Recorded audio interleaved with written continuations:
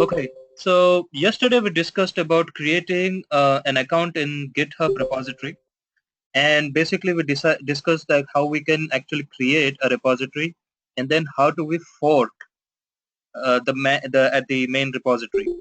Now, when I click on this forks, I will be seeing the network activity as to what's going on, and you see this hotdog 1987. That's the actual repository, out of which I see that many people have created their individual forks.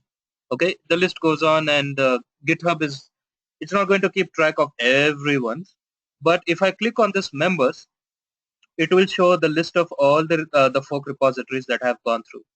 So we discussed how we can create the repositories, how we can fork a repository, and then we also discussed about some of the GitHub commands, sorry, not Git commands, and also we discussed about how do you get your upstream changes into your local forks.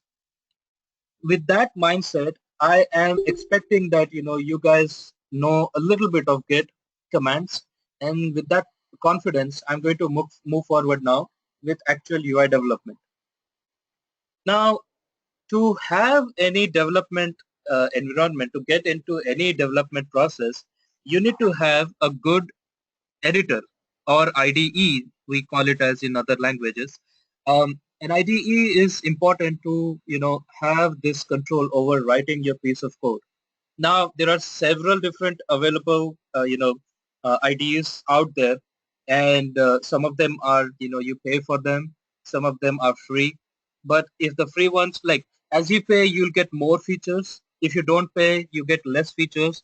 But the basic editor is needed for you to get your entire development process to move forward. Now, I'll be using an online editor which will not require you to pay anything, but it will give you all the features that you needed for your development process. There is a website called Cloud9. Cloud9 is a development environment. This is basically an IDE put on the browser side. So you don't need to basically download anything. You don't need to pay anything. It's completely free. And then you can develop it on the fly on the website itself. Now, if you go to this website, cman.io, okay, you will see that, it has all this amazing features and supports to other languages and so forth. You don't need to worry all that. And you don't need to even bother about signing in on going into this pricing options or anything. You need to do is click on this guy which says sign in with GitHub. If you click on that, it will ask me, do you want to authorize Cloud9 with permissions to access your Git repositories? And then you can basically say authorize application, okay? And then it will ask you to basically, do you want to,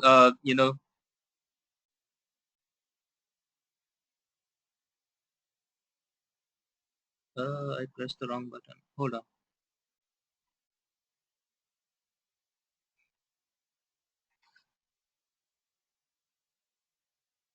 Okay, here you go. Click on this guy.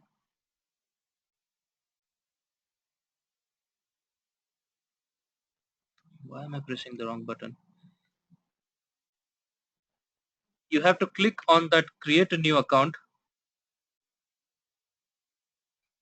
and then press this.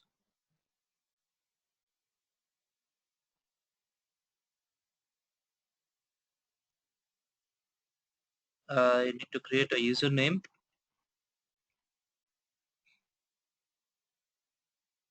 Oh, really? Okay.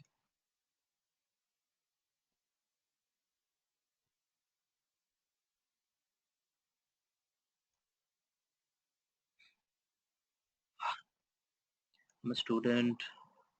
I will be using coursework. Next, next.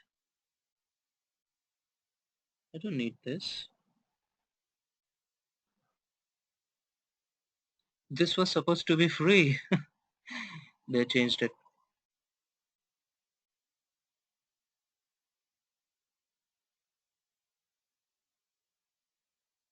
This was supposed to be free, man. They started asking for money. Ugh.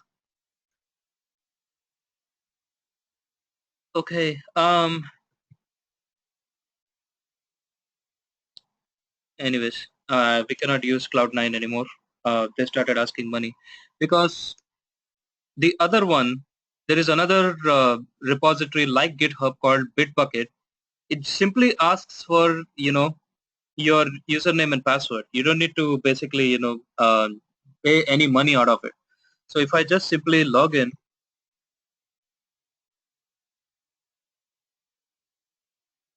it will take to my workspaces, and then I just can do is just open up my workspace. And this is how your Cloud9 looks like. So you can simply start off with your development process. You don't need to uh, do any special payments or anything like that. But I don't know why they started charging for GitHub. Anyways, so one another good free IDE available for us is Sublime Text Editor, and there is another one called Brackets. You can choose any one of those. It's totally up to you. I'll be choosing basically Sublime. Sublime is said to be one of the popular and best text editor available out there.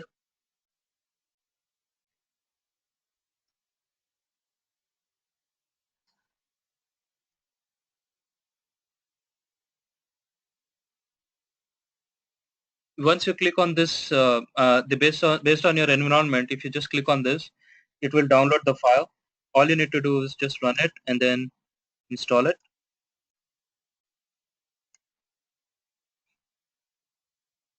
And once you do that, it will install Sublime.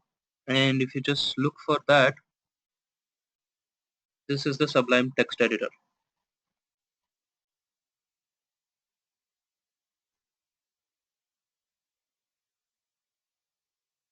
Okay. As you can see on the top left, it's clearly said it's unregistered version. So that makes the functionality of this Sublime is going to be very limited compared to the full-blown features available out there for us. Okay. So we can use one of this IDE also, or there is another one. My favorite is JetBrains,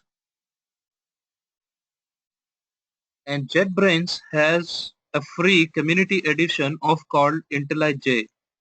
IntelliJ is basically for Java, but you can also write JavaScripts, HTML, and all the other CSS related IDEs in this. It's not going to stop you from doing all that. So there is two versions. One is the community edition and one is the ultimate edition. You can click on this community edition and it's basically free. You don't have to pay anything. Okay, it will download all that file for you, and once it downloads that, it will install this.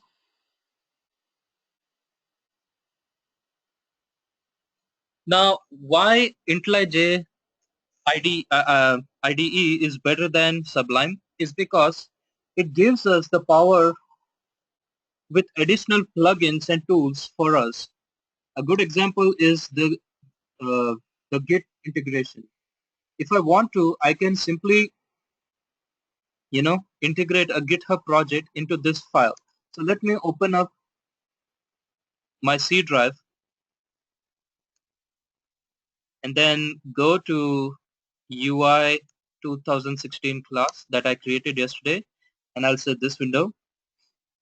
Okay, and then when I expand, and then this is the actual project that I added. Right now I select that parent object, I go to this VCS, and then I'll simply say enable the version control integration. When I click on that, it will ask me what is the source. It's a Git, or is it Subversion, CVS, or Mercurial. You just click on Git and then just say OK. This IntelliJ is so intelligent that it will automatically connect a Git repository for us. We don't have to, write any special commands or anything, right? you just at the bottom right, I don't know if you can see this, you see this git colon master. That means I'm connected to the master branch. Okay.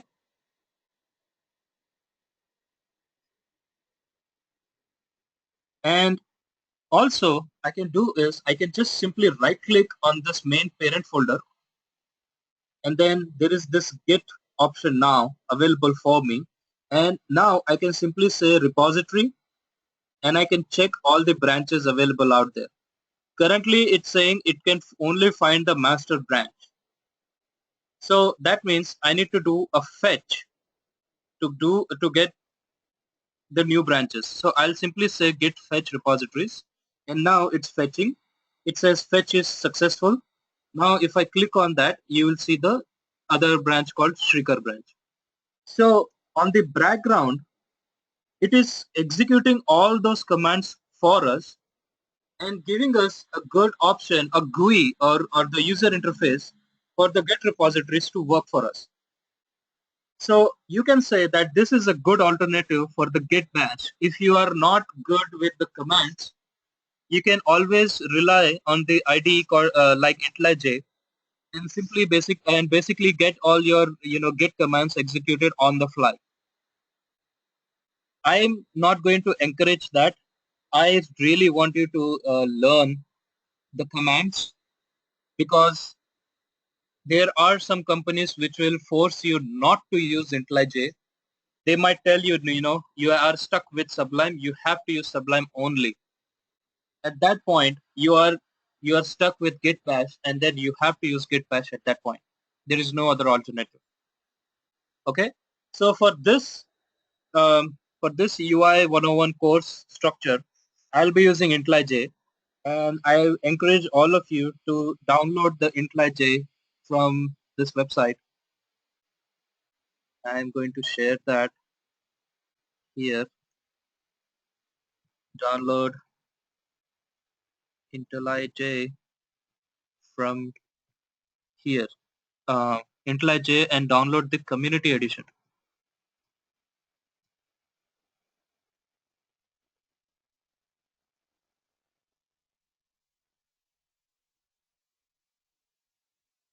Okay, you can click on this link, and then you can download uh, the IntelliJ. And once you have downloaded and installed it, it's going to look something like this. And another good feature about IntelliJ is that it has integrated command line for us. You see at the bottom, I clicked on this terminal.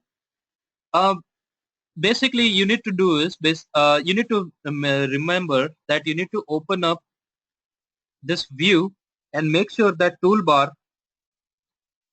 tool buttons, status bar, and the navigation bar, all of them are checked. If you don't check those, you're not going to see all those options. Okay, a good thing to remember. Make sure to turn on all these features. Once you do that, at the bottom left, you will see the terminal. You click on that, and this is your terminal. And now this is the Windows based terminal. So I am going to execute dir, then cd ui, and now I'm inside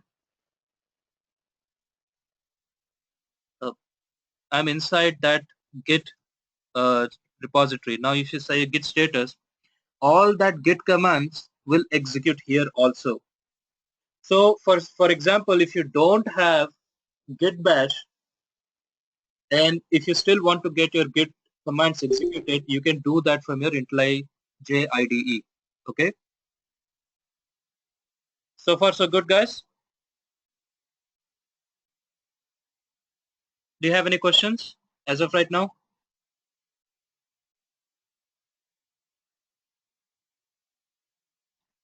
Okay. With that mindset, we will now we'll start now with the actual training of UI 101. So what exactly is user Shrikar? interface? Yes.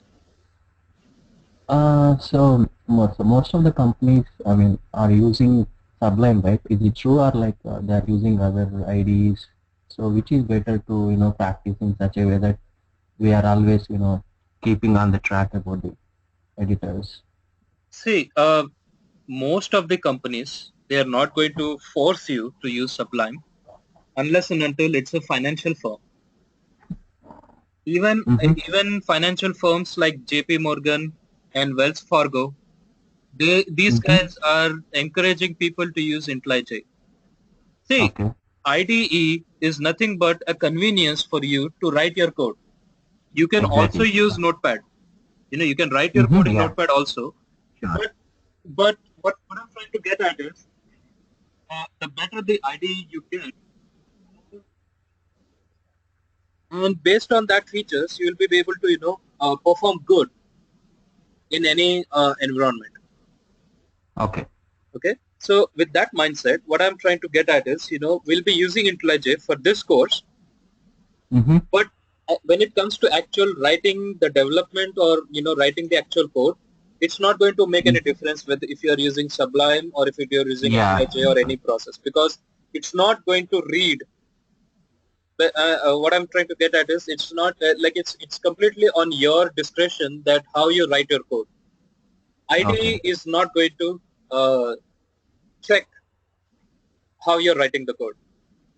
Mm-hmm. Okay. That's true. Okay. Thanks. So Yeah. so regardless which IDE you use, you are still good to go. If people are forcing you to use Sublime, you're still at the very bottom. It's not going to make any difference. Yeah. Okay. Okay. Yeah. Okay. Now let's I'll open up my network settings for a minute. Okay. And then I will show you why am I opening this and what's going on here. You see, when the internet was introduced in this world by the consortium World Wide Web, WWW, there was this team who sat together, and then they decided that we can make use of satellites, we can make use of line connections and wireless technologies and so and whatnot, and basically have this concept of internet where you can access one computer from another. Okay. I am not saying, again, I understand my statements clearly.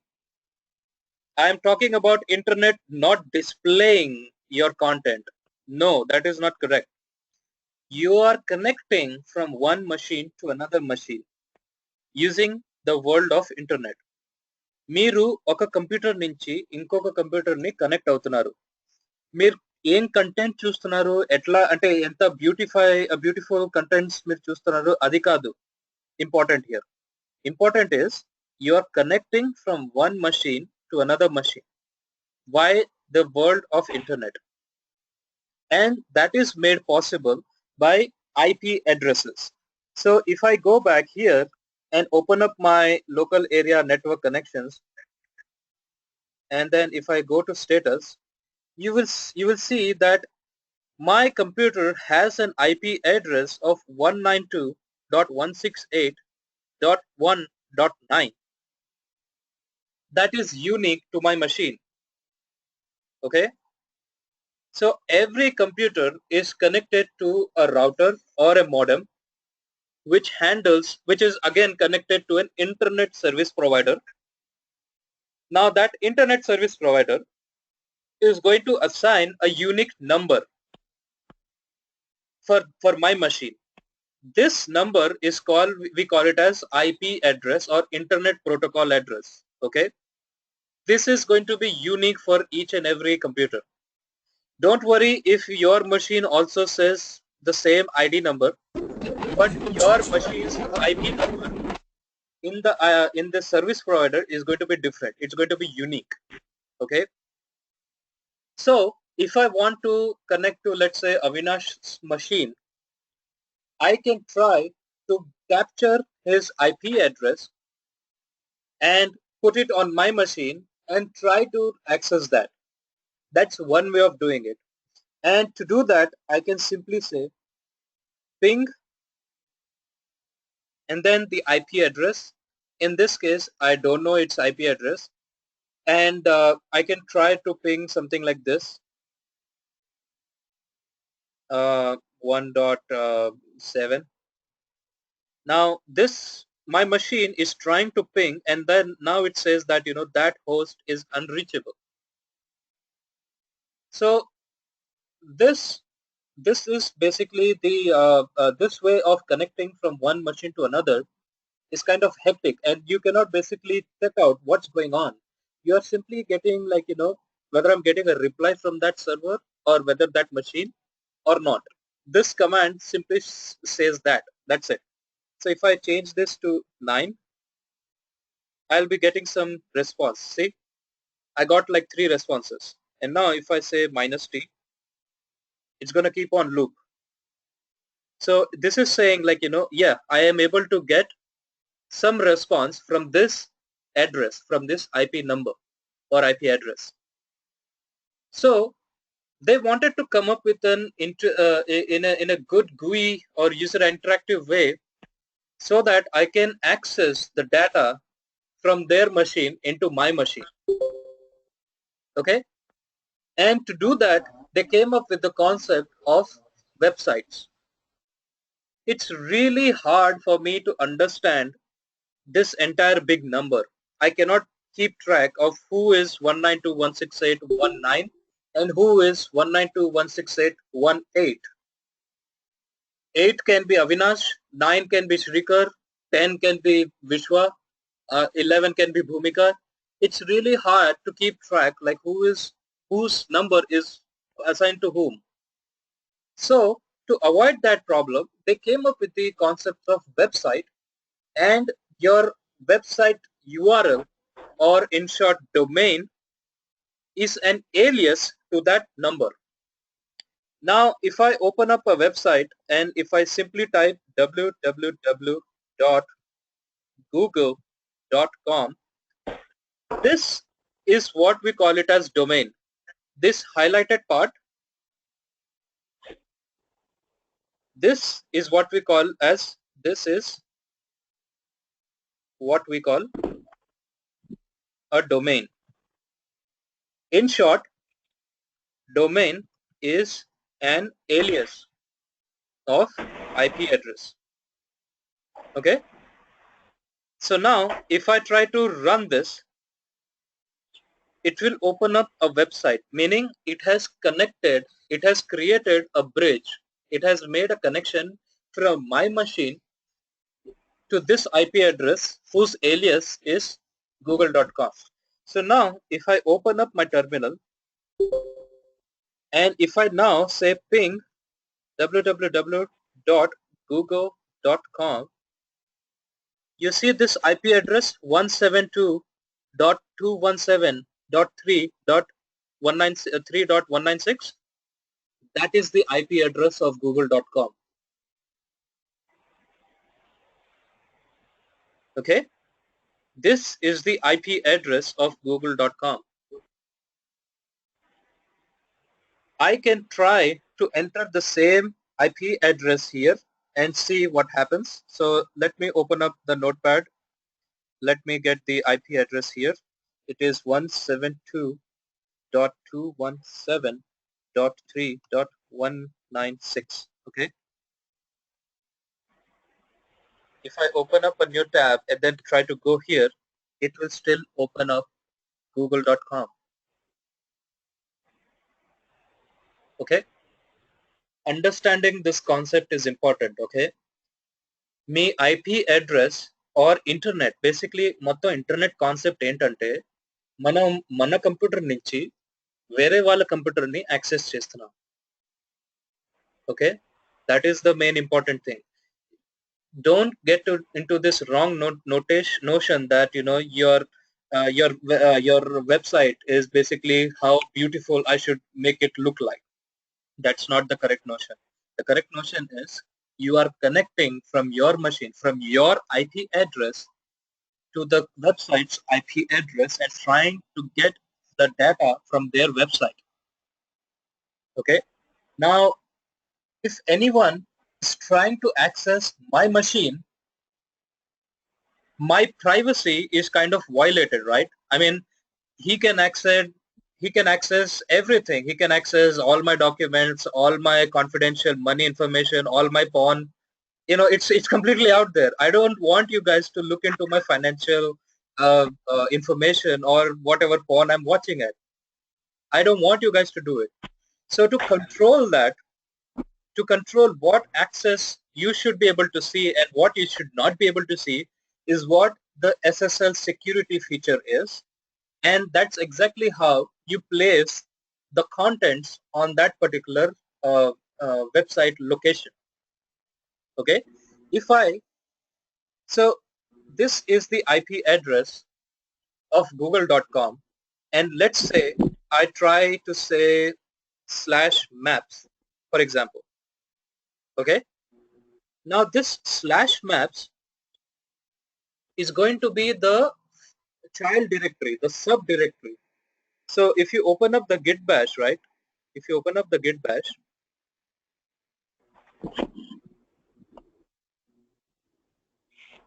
so if I say cd UI class, you see this /UI class, how it is represented? It's exactly the same how it is represented here. Okay. So the maps becomes like a child directory inside the actual machine. This can be treated like this google.com. Let's assume that it's pointing to the C drive, and maps becomes one of the directory inside that C drive. Now that maps has all this information, and it's basically converting that data in such a way that you can get this interactive map in which you can zoom in, zoom out, and it is still loading the data. And to check how the data is being transmitted, you can simply right click anywhere or press F12, and the Google browser or the Google Chrome is going to open up this dev tool for us. Okay, this dev tool has all the features like what HTML is trying to execute, what are the console statements it's trying to execute. And if you look at the sources, this sources will show you the folder structure. See, as I told you, there is a google.com, which is the parent directory, and then there is maps, which is the child directory. Same like here. And if I expand this, there is this file. And if I expand this, there is this file. So forth. Okay. If I open up the images, it's going to be like this. So basically, my machine now can access Google's website or Google's machine and basically access all the files which are pointing in that drive. And Google guys, they are controlling what I can access in their machine by simply letting me access to only maps. I can only access this maps directory. I cannot access anything else. So if I try to say what do you call, I want to try to get their money information, I don't even know what directory name they have, right? Like in my machine, if I open up my C drive, let's say if you want to open up this Intel directory, unless and until you know the directory name is Intel, you can't even access my Intel directory. And also I can right click say and then say permissions, and I can say like, it's only read only folder. You cannot basically, make any changes. You can just read the data. The same thing applies on the website world. Okay. So this maps is like this sources will tell you the entire folder structure and which file is getting executed. And then this network tab will tell you what information is being transmitted from my machine to Google's and what information is coming back from Google's machine to my machine. So to summarize the entire concept that I just talked about is that whenever you enter a domain in the URL of a browser, now browser is a tool to connect this bridge. It's one of the interactive, or you can say interactive tool to connect this bridge between your machine to another machine. Okay. Can you please mute yourself? Whoever is sorry. Thank you. Now the browser is a tool which connects this bridge between your machine into the server machine or the other computer's machine. Okay, and whenever you enter the address, the IP address or the alias, which is domain, on the URL. Now this is called the URL of the browser. Here you enter the address you want to access. Now once you enter the URL with their address, what will happen is a bridge connection is connected between your machine IP address to that machine. A tunnel is created, and between that tunnel, all the files which is sitting inside that directory will get transmitted if you have the permissions. If you have the permissions, then all the files will be transmitted. In this case, what's happening is if I'm typing google.com, a tunnel is created and it's trying to get all the files from this images, this .tr.png and all these files are coming from this location google.com. Browsers are so intelligent that this entire process takes milliseconds based on your internet connection, of course. And what it does is it will put all those files into your local cache. There's going to be a temporary memory of the browser in which it's going to put all these files. So what happens is, if let's say my internet connection dies, you can still see the website as it is. Okay, all the content will be loaded. But if I try to refresh, whenever I'm hitting this refresh, what happens is the browser destroys the terminal, the tunnel, and rebuilds the terminal and tries to get new files. But remember, during this process, it may or may not delete the temporary memory, the temporary cache. That's why whenever you're doing a development and when you constantly refreshing the website, chances are you will not be able to get the latest changes because the browser failed to clear the cache. It has recreated the tunnel, but it never recreated the cache. So every files coming from that machine will be put into the browser's cache memory, and then browser renders the website from this cache memory. Okay, నేను మళ్ళీ తెలుగులో repeat చేస్తున్నాను.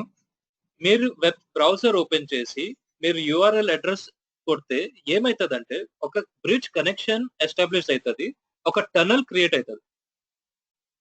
IP address or the browser is so intelligent that it creates a tunnel ని సొంతంగా అదే create చేస్తుంది. చేసిన తర్వాత ఆ అడ్రస్ నుంచి ఏ ఫైల్స్ వస్తున్నాయో, no matter what files are there, ఆ ఫైల్స్ మొత్తం తీసుకొని అదేం చేస్తుంది అంటే తన ఒక టెంపరీ మెమరీ ఉంటుంది, ఆ క్యాష్ మెమరీలో అది పెట్టేసుకుంటుంది. పెట్టేసుకున్న తర్వాత it will try to render it from that cash memory. It's not going to render from the server anymore. It will render whatever it has in its cache memory. जो भी उसके cache memory में है वो सिर्फ उसमें से ही render करेगा, वो सर्वर से फिर रेंडर नहीं करेगा. So in short, क्या हो रहा है कि whenever we are entering this website address, is simply downloading the files. The browser downloads the files. That's it. The server's job is to send the file. Browser keeps that file in its local memory and then renders from that cache memory. Okay. Now, how browser will understand whether to keep this Google logo here or at the top or at the top left? So it has an image which says Google in its cache memory, but how does it know whether to place this image here or here or here or at the right bottom or the top or the bottom left? That is what your HTML tells the browser. So HTML, text markup language, HTML, tells your browser where to keep that image at what location, or how many pixels or how many distance away from top left or bottom right, or top right or at the bottom left. That's what your HTML tells the browser. So whenever we are writing as a UI developer, okay, as our UI development, our job is to just write one part of the browser, not the other part, not the part which constructs the tunnel or creates the bridge. We are not going to deal with that. Our job comes after the bridge is created. We will be writing HTML and other languages like JavaScript and CSS in such a way that we will tell the browser that once you have got the files, where do you have to place the files in what location, and how many, and what's the distance of that of that image or of that file in your window, in your browser's window. That's what our job is, and that's what we're going to learn about that. Okay, clear so far? Did you guys understand the basic baseline or the basic foundation of how the websites and everything work? This might be one of the interview questions, and they might ask you like, please tell me how exactly a website works. And I have explained you how a website works and what is a website. Does anyone have any questions at this point before I move forward? No. You can search for any, you can try to ping any website, okay? I can try facebook.com, okay? I can try this. And their IP address is 31.3. So let's try it. Why don't we try it real quick? Oops. So 13.76.68. So I'll copy this. I'll open up another tab. I'm just pasting the IP address and I'm pressing enter, and it will automatically take me to Facebook's website. And you see this alias automatically changes to facebook.com. Okay? This is the basic idea.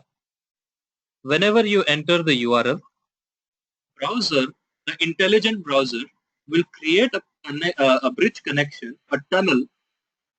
A tunnel is, you know what a tunnel is, right?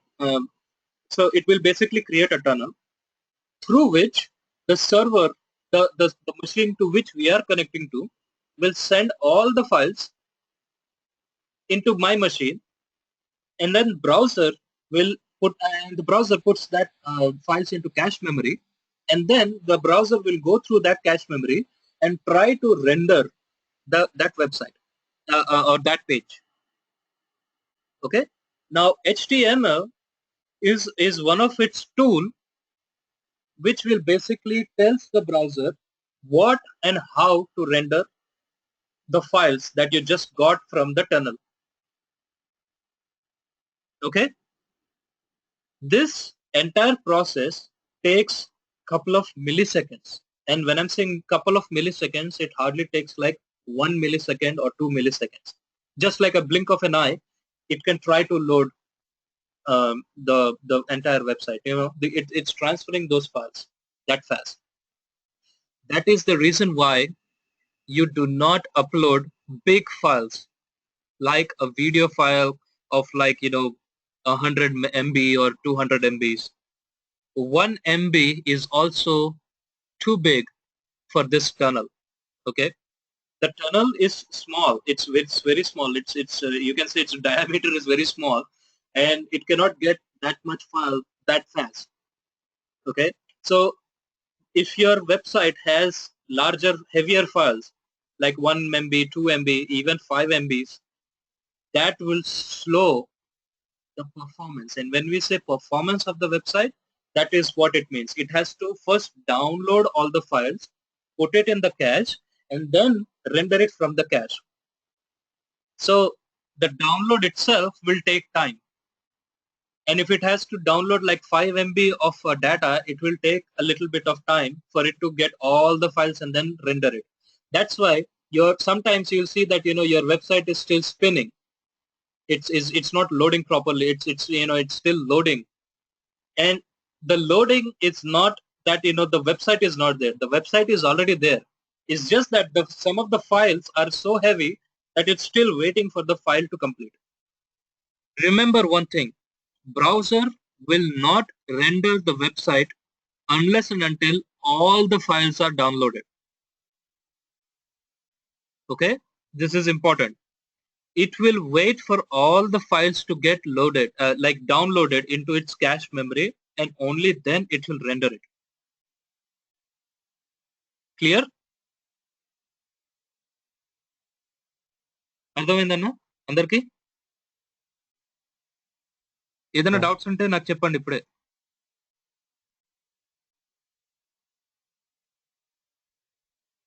Okay? Every computer, every machine which is connected to the internet will have this IP address. And based on their IP addresses, you can try to connect one machine to another machine. Okay?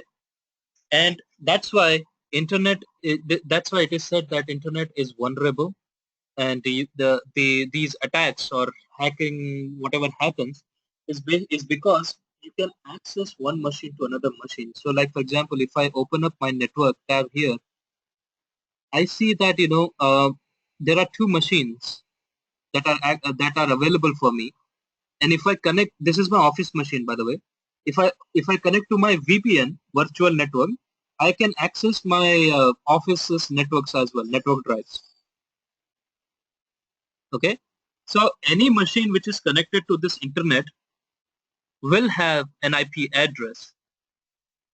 Now, if you create an alias, it's up to you. But most of these machines, they don't have an alias. You have to pay for an alias.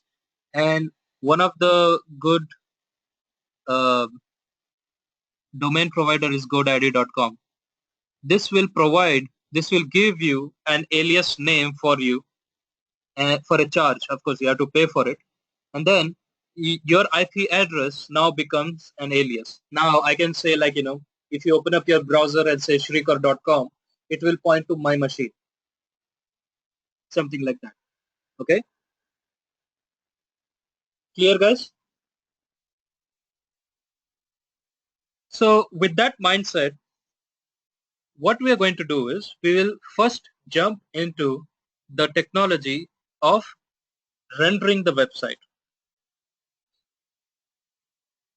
And it's called as HTML, Hypertext Markup Language.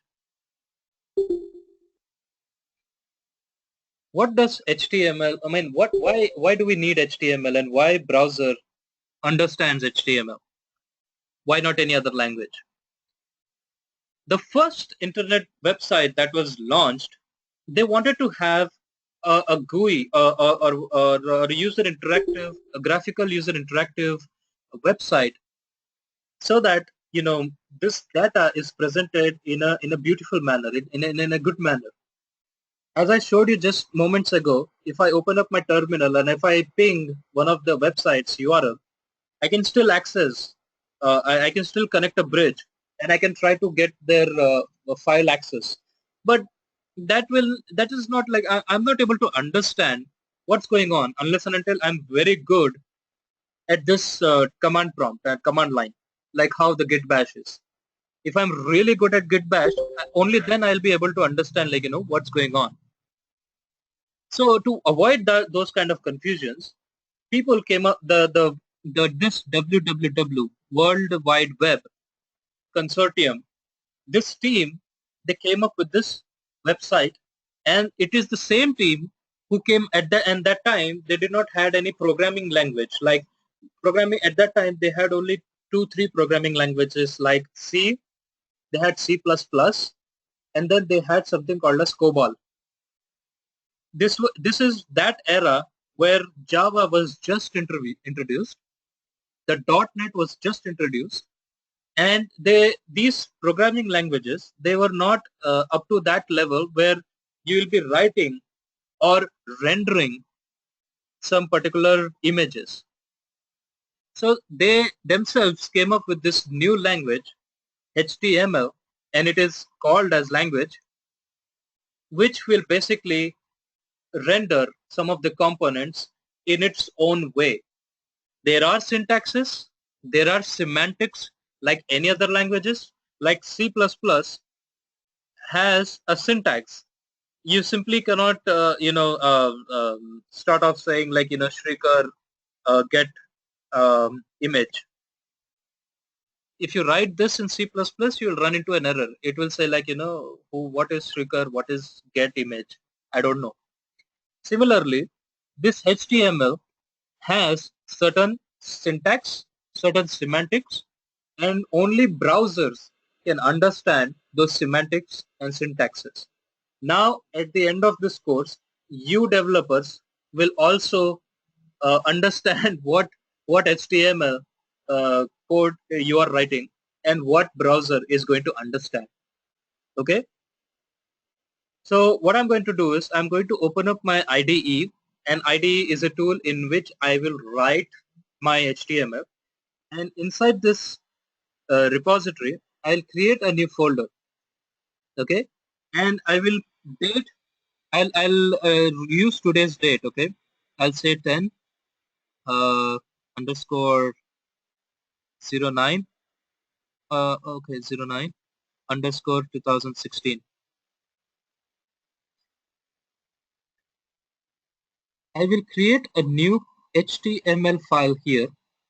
I can do that, or I can simply create a new file, and I can name my file something like uh, uh, what name should I do? First first class dot html. This extension dot html will make this file as a markup file, as an HTML file. So the extension is dot html, and then when I say OK, IntelliJ is so intelligent that it's asking me, hey, you have added a new file. Do you want this file to be added to Git? So I don't have to run the command git add dot command. I will say yes, and then it will add that file in this git. So if I in the terminal, if I say git status, you will see that it's automatically saying a new file was added.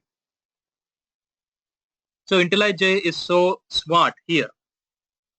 So I'll leave this terminal open, and now this is what my HTML file looks like. I can save this file, and I can try to open this from the computer. So if I go to C drive, so this file, and then I'll open up this file, and this is the HTML file. I'll right click and I will say open with Google Chrome. And now I want to open this here. Now you will see that it's empty. And that's because our HTML file is empty. We haven't written anything. Okay. Now the syntax of writing an HTML is by the first keyword as HTML.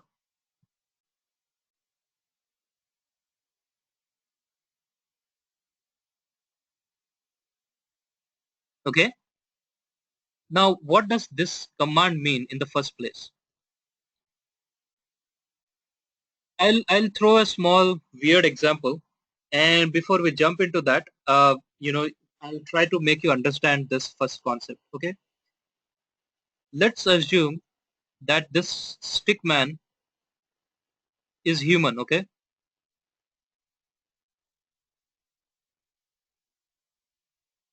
He has two legs, he has two arms, and he has a head. Okay. Okay. This is a weird looking human, but just try to keep up. This entire human in our case is HTML. Okay, this entire human, we can say it as is an HTML. And as a human has a head, our HTML document will also have a head, and then it will also have a body. Okay, the head is the brains of any human being. The body is the actual physical body of the human being. In a similar way, the HTML also has a head, and it also has a body. Okay, now pay a little attention here. The first line number 1, I have something like this: less than some command, some blah blah blah, and then greater than. What this means is that the browser will interpret this as a delimiter. It is called as delimiter, meaning this, if it encounters like our website, our browser, when it encounters this less than and then something and after that greater than, then it treats that as an element. Okay, it treats that as an element, and it understands that I have to render this element. If I don't have, let's say if I don't have anything, and if I simply say something like Shrikar, what it will try to do is, and if I save it and if I refresh it, what will it try to do is, it will see, it will only render this keyword Shrikar. It has not render anything else. It has not shown you shown you that thing. And the reason being is because what HTML, what the browser is understanding is this less than symbol and this greater than symbol is an element, and I have to render it. Now that element can be a rectangle, it can be an image, it can be a circle, it can be anything. This symbol, this less than symbol and this greater than symbol, this entire keyword tells browser that it's an element, you have to render it. Whereas Shrikar is not an element, it's the data. It's a data. It's something coming from the machine.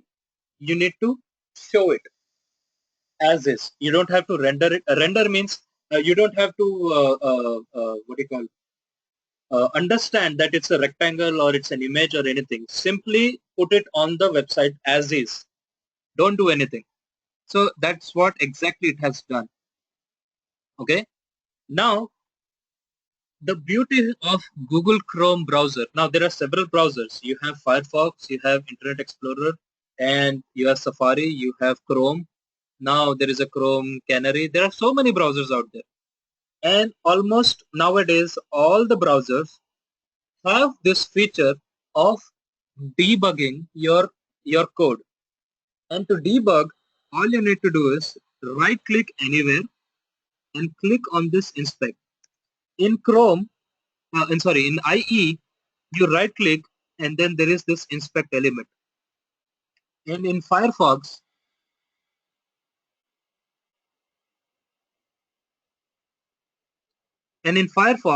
you have inspect element or inspect element.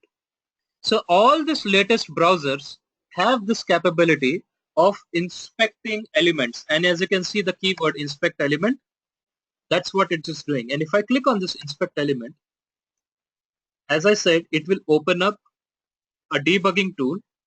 And the first column, it says, you see, elements. As I said, the less than something and then greater than, browsers treat those as elements. And this is exactly what it is trying to do. The Shrikar, you see this Shrikar, it doesn't have any less than or greater than symbols.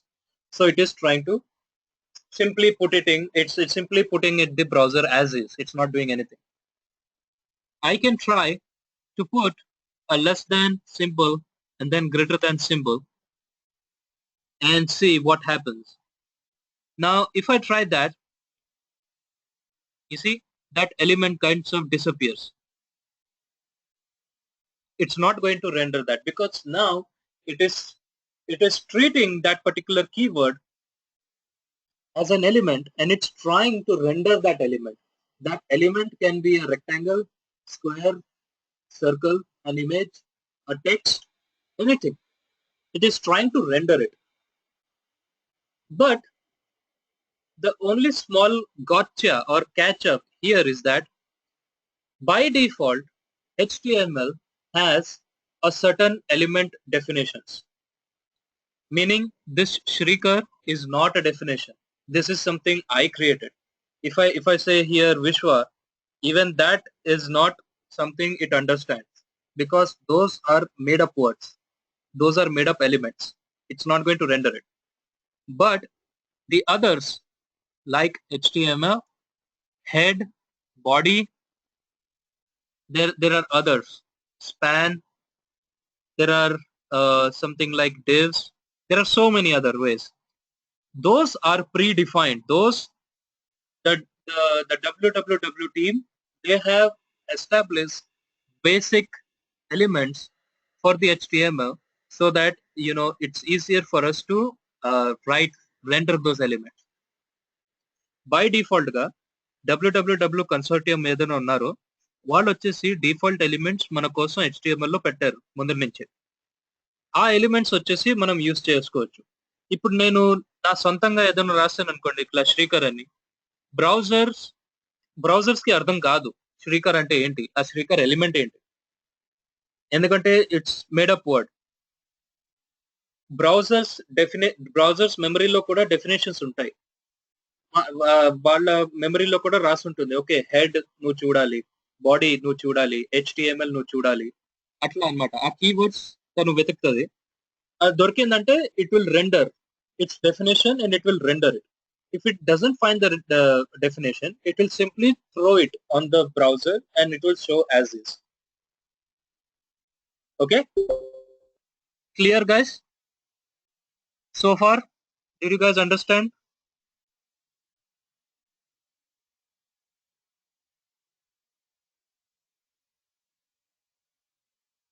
అర్థమైంది కదా ఇప్పటి వరకు? Yeah. Okay. Yes, okay. Guys who don't understand Telugu, by the way, I did not repeat in Hindi. Do you want me to? Bhumika, do you understand this? And any other one? Any other person who is not a Telugu person, but who doesn't understand Telugu language? Are you able to get it? Yeah, I am. Sounds good. Okay. So, a small recap.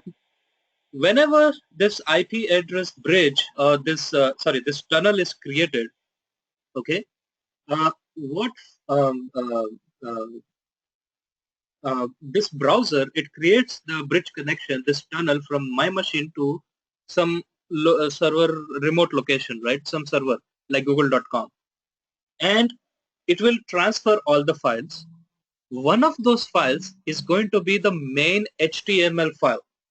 This same, like how I have this first class.html, it is going to download the same .html file, and then the browser is going to look for that main HTML file first, and it is going to it's going to read that HTML file one line after the other, and the main file that it's looking for is called as index.html. Okay, like how you have a book.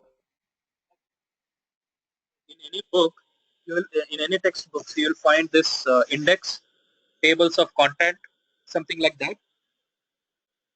The browser is also going to look for an index.html. Index.html is the main entry point of the browser. So there has to have an index.html file. Okay, so if I create that,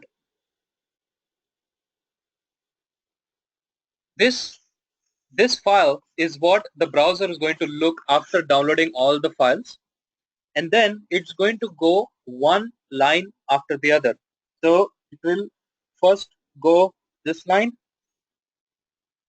okay, then it's going to go this line, some free, something like that, then it's going to go this line, start, then it's going to go class, like I'm just throwing some word out there, okay.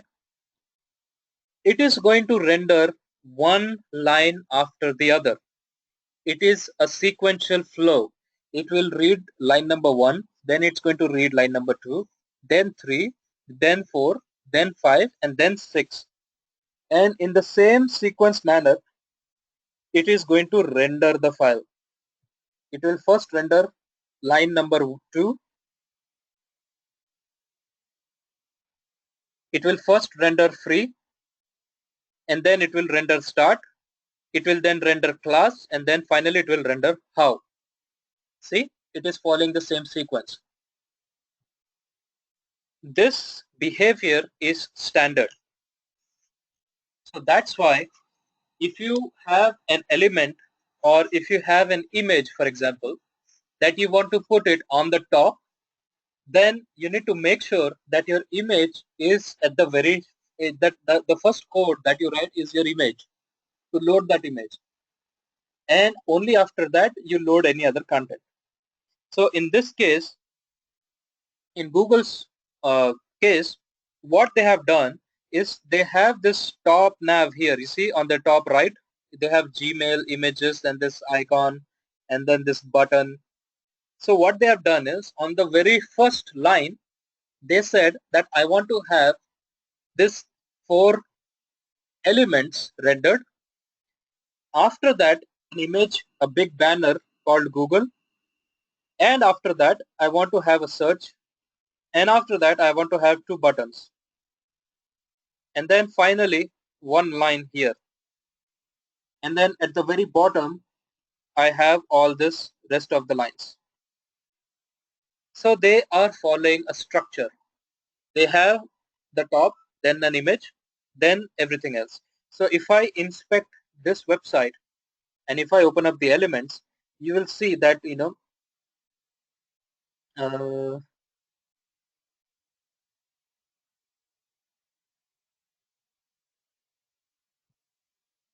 that they have this on the top first, this entire thing. You see, that's the first entire thing. Then they have an image, then the search bar, and then finally the footer content, which is at the bottom. I don't know if you can see this.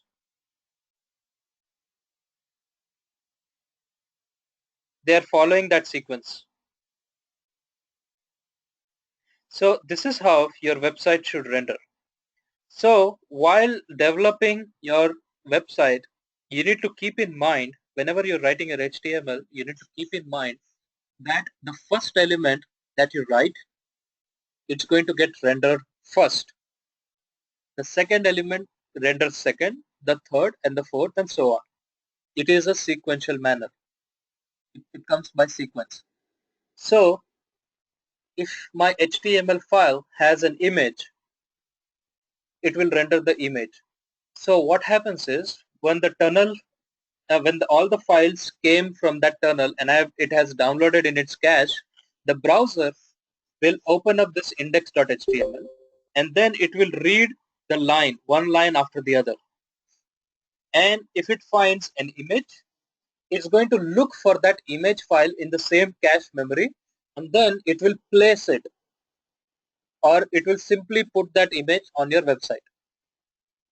That's how your entire website is developed, and that's how your entire website is interpreted by the browser. So I have the data. The data is an image file, or I have some other data which I want the other person to access. This is how the browsers will interpret it, and this is how it will render it. Okay? Clear? this is going to be, this entire concept is maybe the one interview question where they ask, like, how exactly a website works.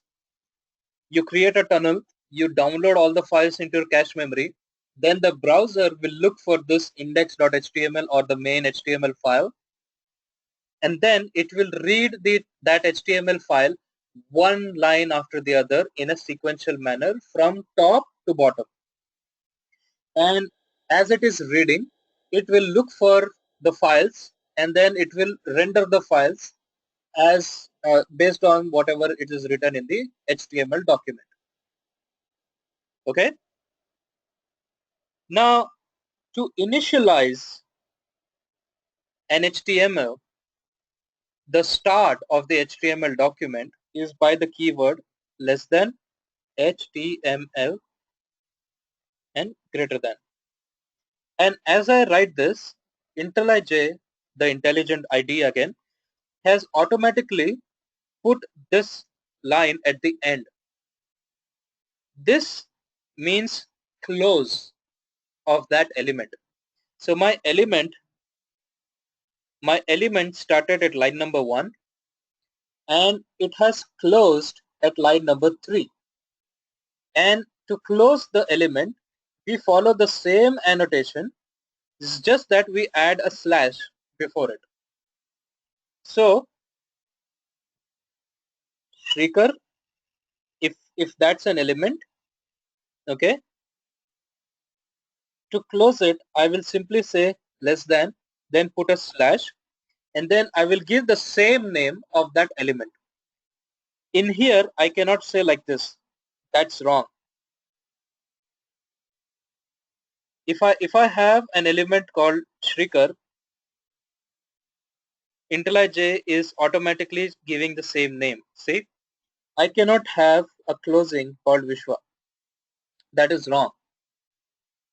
If I have an element by the name, let's say body, like this, we have to close it by having a less than, then a slash, and it has to be a body only. I cannot say bodies. Whatever the keyword element is here, you have to use the same element keyword here. Okay, that is the golden rule of HTML. No matter what, the elements, we call this as elements. The start of the element must have an end of the element. You have to close an element. If you don't close the element, the browser will never understand when that element ended, meaning when it has to stop rendering that element. If you don't close it, it will keep on rendering it, and that will basically crash your website. Okay, so in this case, I have started my HTML element and I have ended the HTML element here, and inside that I will create, as I said in the paint, that every human has a head and a body. Similarly, every HTML has a head and a body. So this HTML has two elements inside that. One is the head and the second one is the body. Okay. Again, I am repeating myself. If you want to write it down, you please do it because it's important. HTML element has only two child elements. One is head and body. Okay, it has only two, one head and one body. That's it. Okay, now when I'm writing my HTML like this, it is kind of difficult for me to understand where my element has started and where my element has ended. If I have, let's say, too many elements, like if I say I have something like this, right? if I have so many lines, and if I have to scroll at the bottom, I will not understand where my HTML started because I can only see the closing tag of that HTML. So to avoid this kind of problems, HTML, it's good to have the indentation. Okay, it is called as indentation of your HTML document. And indentation simply means that you write one element, you write like this, okay, and by default your HTML will be rendered like this. You press and enter, then have a tab space, and then create the head. Now body and head, they are at the same level, meaning they are both child of HTML and they both are siblings to each other. They are brothers or they are sisters. So they have to be at the same level. So that means I cannot say body like this. It is confusing. This doesn't follow the indentation, but this follows the indentation. Okay. So we have a parent HTML, we have a child head and another child body, and then we close this HTML. Now head can also be written like this, but if I write something like this, that is wrong. We need to give one for the child and one for grandchild. So Shrikar is the child of head and Shrikar is the grandchild of HTML. So you see I'm following that structure. So even the body will have something like this, a tab, and I'll say this is body. This entire structure having one tab, having two tabs, this is what we call it as indentation, and it is very important because if you don't follow indentation, the second developer will not understand where the element started and where the element ended. And there are pretty good chances that you will mess up the code and then you will forget to close an element like this. And if you close that, if you forget to close that element, you are making the browser keep on rendering it, keep on rendering the HTML because it never finds the end of that element. It will keep on rendering it, and it will, may eventually crash at one point. So indentation is important. You simply has to have a less than, then a slash, and then type in HTML, the same element name, and then close it with a greater than symbol. And once you save it, you go back. Oops, that's not the file. You will see Shrikar, this is the body. Clear, guys? Does that make sense? Okay. Any questions at this point? Why do you have to follow the indentation, and how do you start an HTML? What child an HTML has? What are siblings? I hope you get it, right? మనం ఈ structure మనం follow చేయాలి. Okay, ఇప్పుడు మీరు చూడండి ఈ head and body, they are at the one level. Okay, meaning the head starts and ends here. At the same level, the body starts and ends here. These are siblings to each other, and their parent is HTML. You have to be careful with this architecture. Okay, you have to understand what element is the parent element, what element is the child element, and which elements are sibling elements. Okay, you have to understand that, because as we move forward in our courses, you will see the importance of having these relationships. Okay, clear? Now I have a head, I have a body, but if I render it, you see this, I wrote Shrieker, I wrote this keyword Shrieker inside the head, but the browser, for some reason, it has rendered Shrieker inside the body tag. Can you see this? And even this Shrieker is not following the indentation at all. Now, why is that? I mean, why this browser is not able to understand this? And so what is the main issue behind this browser not able to render it properly? And the reason for that is because when the first HTML came into the market, came into the existence, the first HTML, when the World Wide Web Consortium, they introduced this HTML, since then till today, there have been so many versions of HTML. So the first HTML, of course, it was a proof of concept. It had some issues. They overcome that by HTML2.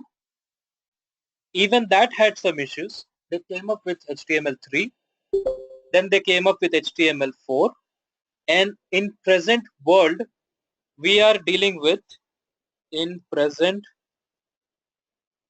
we are dealing with HTML5.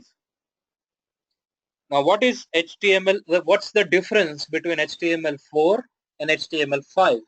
And why HTML5 is what you have to use? See, HTML4 was good, but as HTML5 is an upgrade, it has introduced a new elements. It has introduced new features. It has introduced new phenomena that HTML4 doesn't have. And one of those features, and again, this is an interview question, okay? People will ask you, what is the difference between HTML4 and HTML5, and why do we have to use HTML5? Okay, so there are two questions. What's the difference between HTML4 and HTML5, and why? I'll answer this question first. Okay.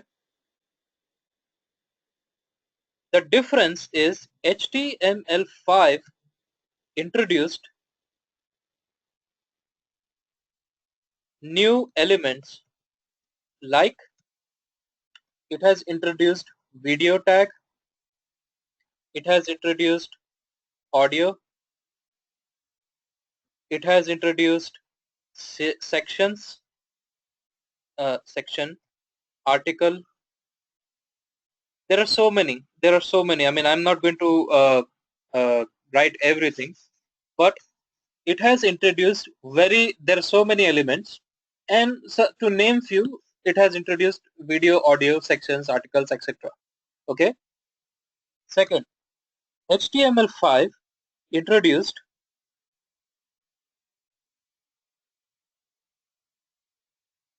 concept of semantic HTML. What is semantic HTML? I'll get to that in the later courses. Okay. The third one, HTML5 has introduced concept of media. As I said, the audio, video, all those. Fourth, and this is kind of important, introduced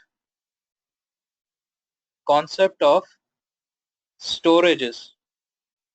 What are storages? I'll get to it in the later classes. These are some of the key features of HTML5, and to a shock, HTML5 is still in development, meaning they are still exploring new ways or new elements or new methods to be added to this HTML5. But at the core level, HTML does the same thing. You have to still write HTML, then head, body, so forth. It will still follow the same structure. There is no change in the structure. HTML4 lacks all these features. HTML5 has all these new features. Okay, these are some of the features. Okay, these are not all of them. You can always do Google on what are the new features in HTML5. I'm not going to go in depth of all those features, but you are free to do the Google on that. And to do a Google, you can simply say features of HTML5, and there are this new, you can open up this and then basically you can read all that if you want to. Okay, I'm not going to go in depth of all of them. And the second important question is, why do we have to use HTML5? Now if I show you the HTML4 syntax, okay, if I open up this HTML4 syntax, you will understand, not structure.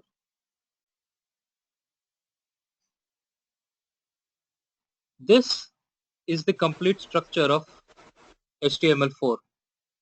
Okay. Now we know what HTML is, we know what head is, we know what a body is. For the time being, I'm removing all of these. Okay. We know all of this, but what is this new thing that was added at the top of the HTML?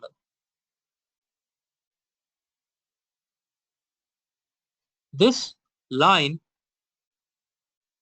tells the browser which version of HTML you are expecting.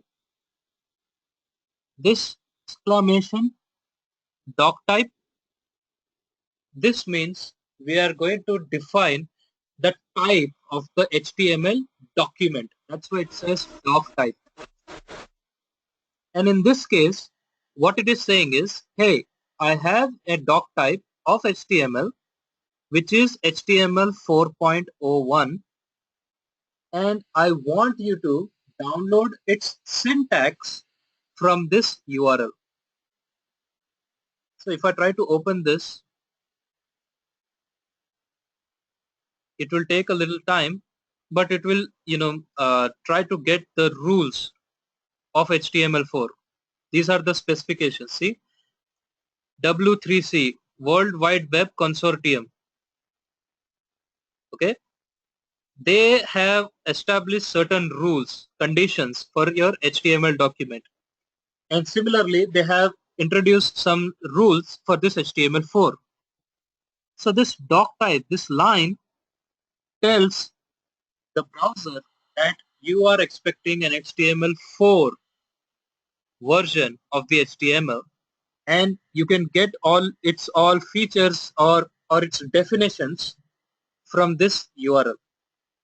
So now if I say head, what the browser is going to do is it's going to visit this website and it's going to look for the head's definition, and then it's going to render, oh, head means, okay, it's head. Body means, oh, it's body. It's going to render that. Now the drawback of this is that for every element that you're going to write, it has to visit this URL to fetch its definition. So that means the tunnel, you have loaded all the files, but it will fetch this strict.dtd file every time. That impacts the performance of the website, as I said, because it has to constantly download that file every single time. I wrote something like this. Let's say inside the body, inside the body I said Shrikar. Let's say I created some nonsense Shrikar element here. What it will do is it will go to this URL and then it will look for the definition Shrikar, and it will not find it. If it doesn't find it, your website will crash. Your website will, it will not render that element. It will do something garbage. That garbage rendering, okay, garbage rendering, I'm using in a literal way. Garbage rendering is what garbage rendering is called as Quirk's mode in browser's language. Okay, this Quirk's mode means it will render as it understands. Here it understands that Shrieker is part of the body, it's not part of the head. That's why it is rendering the Shrieker, this is a body kind of statement. This is Quirk's mode. So if you don't mention the doc type, browsers will understand that, okay, since there is no document type, I don't know if it is an HTML1, 2, 3 or 4 or 5. I will treat this document, this HTML as Quirk's mode, and I will basically do a garbage rendering. I will render as I understand. I understand that Shrieker is not a part of head here, so I'll put it in the body. This is what the browser understood, and it will render it as is. Now, different browsers behave differently. Internet Explorer has a weird behavior. Firefox has a different behavior. Chrome has a different behavior. Chances are Internet Explorer will not even render this Shrieker keyword. It will only render this is body. Firefox will render only Shrieker. It may not render this is body. We don't know. It's the Quirk's mode. That's why we need to mention the doc type every time. It is important. Okay. So to answer this, it is important to mention the doc type, and the doc type for HTML5 is exclamation doc type in caps and HTML. Simply, that's it. This is the doc type for HTML5, and this is the doc type for HTML4.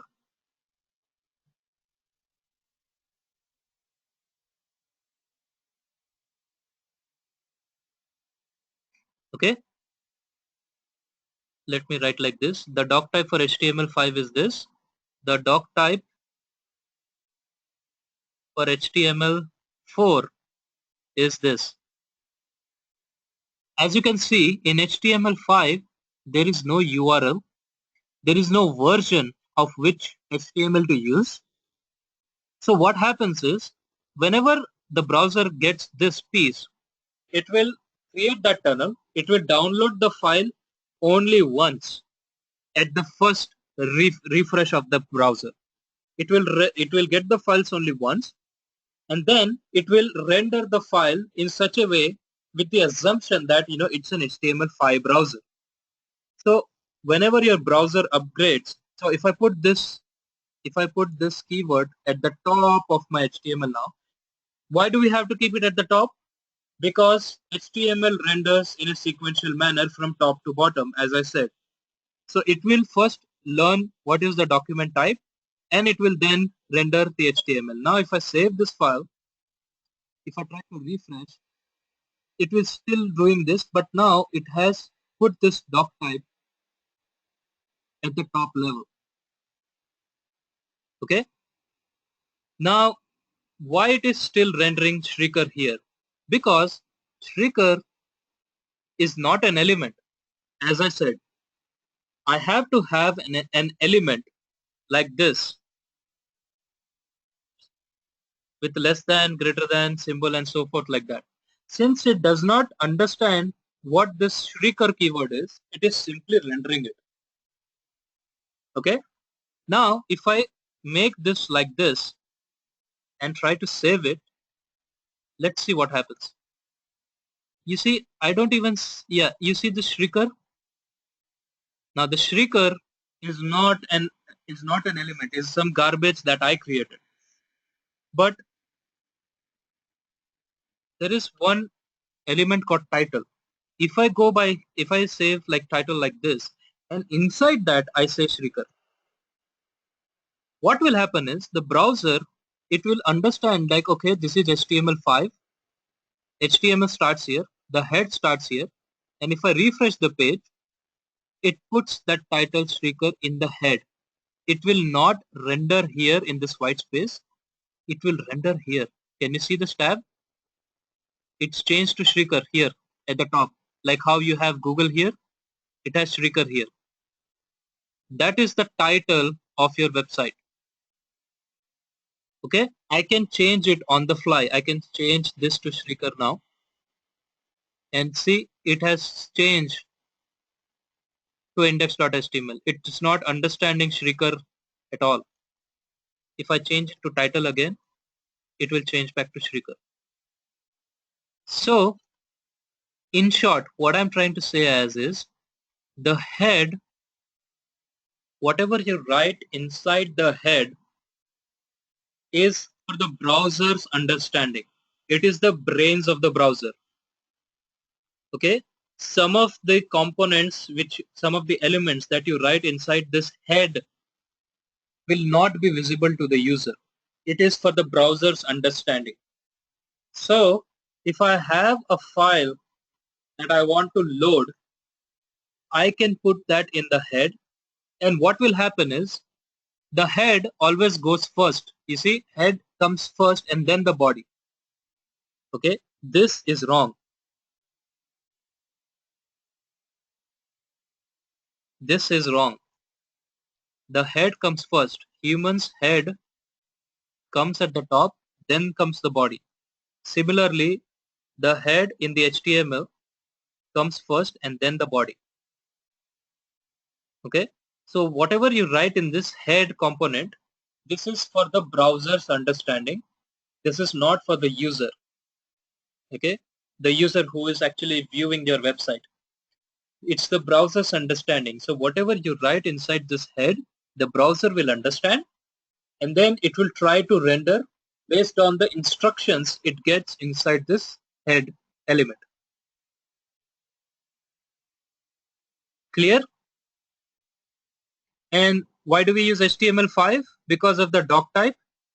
That way, what happens it doesn't have to look for a particular definition by hitting another website. You know, it doesn't have to do that.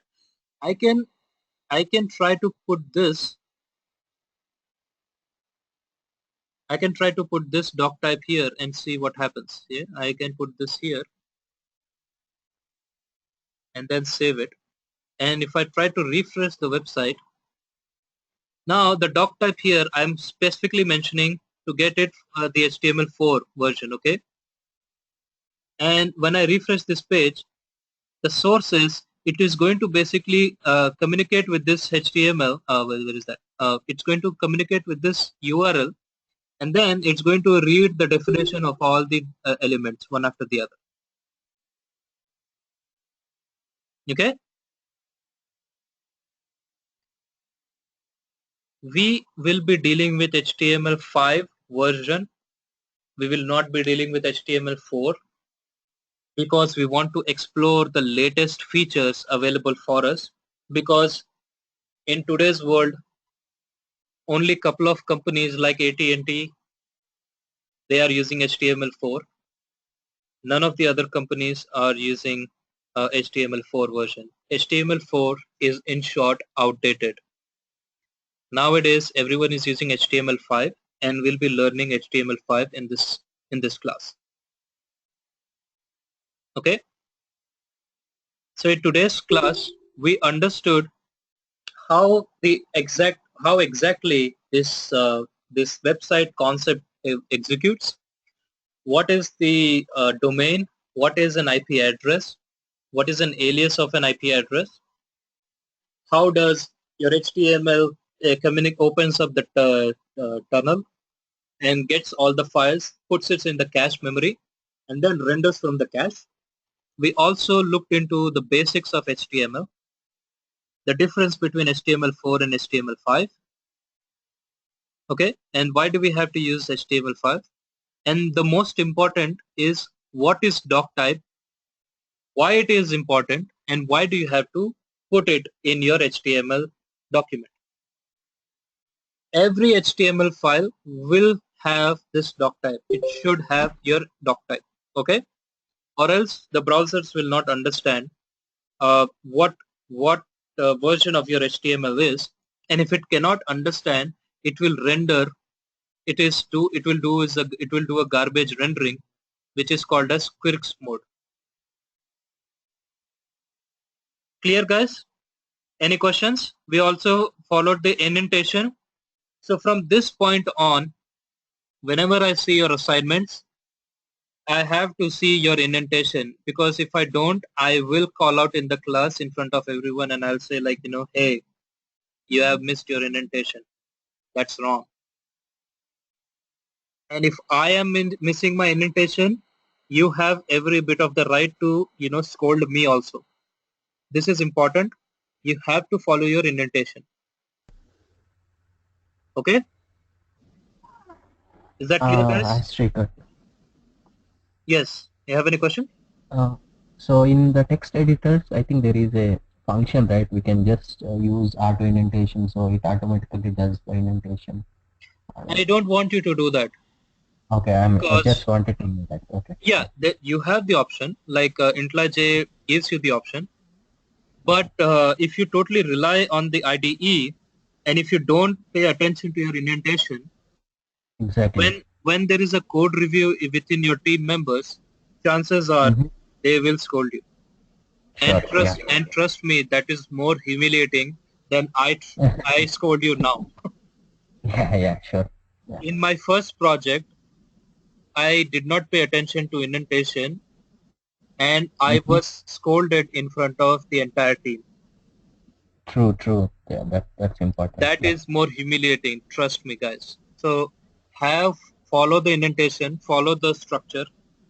This is this should be your first document, and this should be the structure of your HTML document.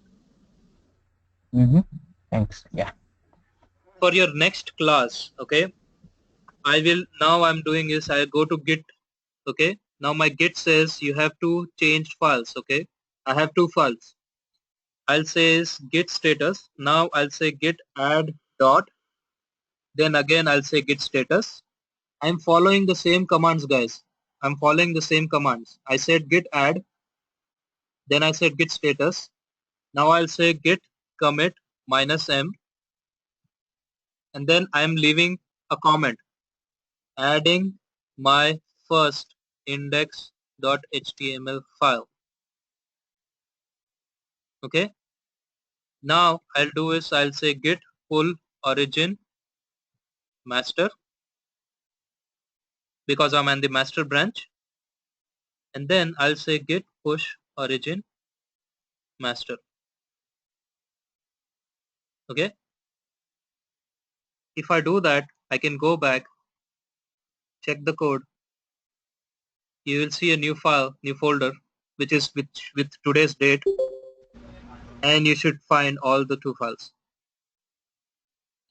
You guys need to do the fetch upstream, get this file, get these two files, like get this directory in your forks, and then inside this directory, you need to create a new file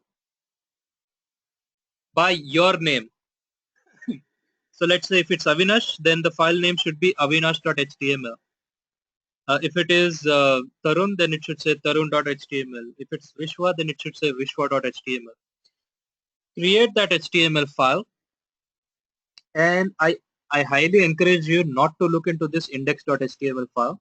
But if you still want to look into that, go ahead. I don't mind. But I want you to write the same HTML in the same indentation, in the same structure. Make sure that your title says your name, and in the body it says this is body. Okay, and push your changes into your fork. I want you to do a fetch upstream. మీరు fetch upstream చేయండి మీ fork లో. మీ fork లో upstream fetch చేసిన తర్వాత మీరు merge upstream చేస్తారు. చేసిన తర్వాత మీరు ఈ ఫోల్డర్ చూస్తారు with today's date. ఆ ఫోల్డర్ లోపల మీరు రెండు ఫైల్స్ చూస్తారు, first class.html and index.html. I want you to మీరు ఒక పని చేయండి, మీరు ఇంకొక ఫైల్ క్రియేట్ చేయండి, HTML file by the name yourname.html. దాని లోపల ఈ స్ట్రక్చర్ ఫాలో చేయండి. And then once you are done, add the file and then push it to your forks.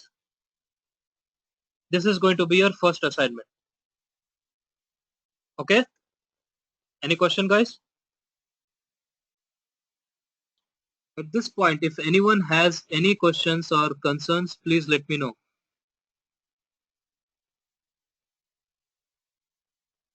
Are you able to understand what's going on?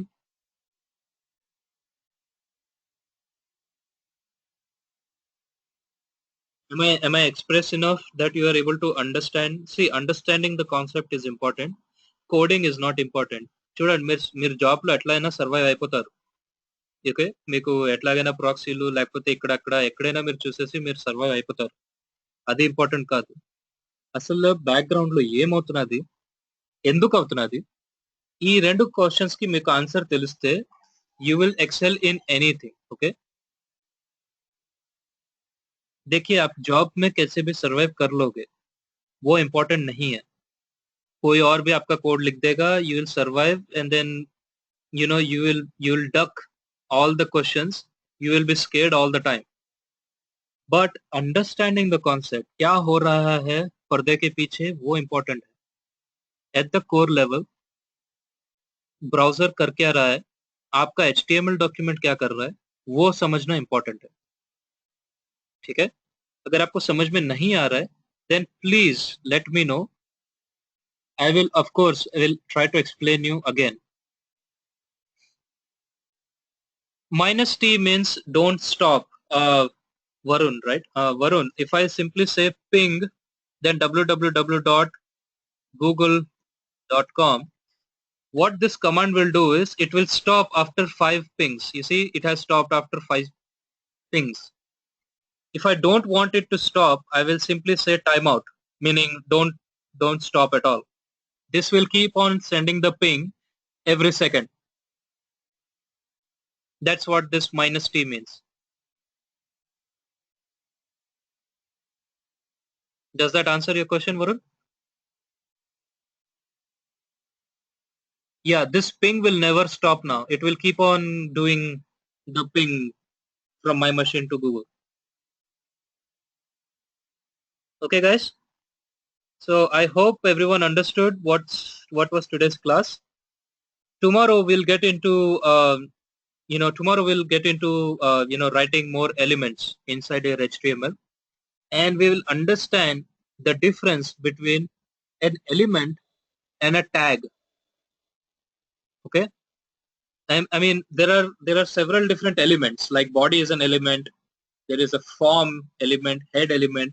What are the significant differences between those two, and how do we deal with them? Okay, we'll explore more elements options tomorrow in the next class. If no one has any doubt, then we can call it a day, and then we will see you tomorrow at 6 o'clock evening, Monday. The next class is going to be Monday, 6 o'clock in the evening, Pacific time. Okay? Thank you. All right, guys. Take care. Record.